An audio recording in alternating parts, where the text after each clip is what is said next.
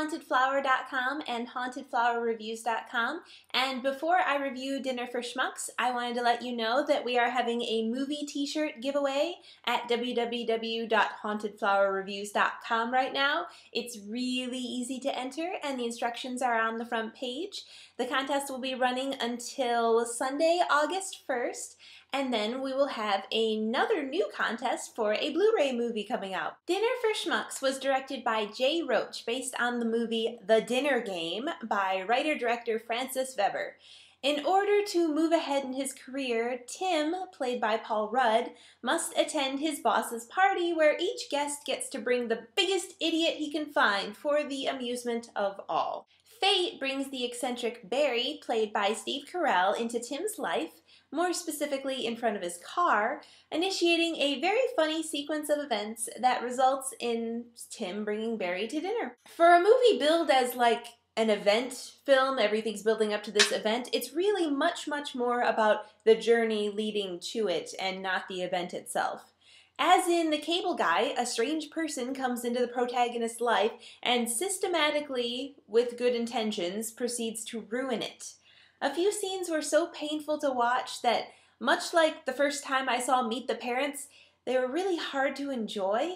Nonetheless, Paul Rudd and Steve Carell work so well together in those straight man, funny man chemistry situations that there were several scenes of utter hilarity, and I laughed for most of the film. Steve Carell's Barry makes Michael Scott from The Office look like a genius by comparison.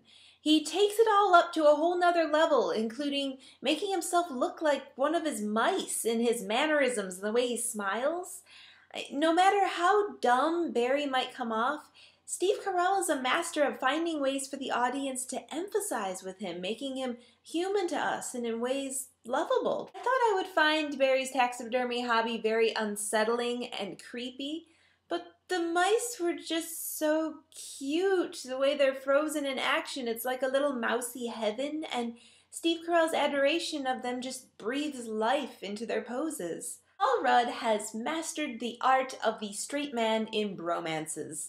Once again, he's a nice guy at heart, and he's in this situation where he has to do mean things to achieve what he wants, compromising his morals. The most important aspect of Tim's life is his relationship with his girlfriend Julie, played by Stephanie Sozak. The most awkward aspect of the film is this romance angle, which never really hits it. The two don't seem quite meshed together. Zach G gives a commandingly striking performance as Thurman, another strange guest at dinner with this talent for mind control that he uses to bully Barry since the two work together and have a history. Two other characters irk their way into tensing up Tim and Julie's relationship.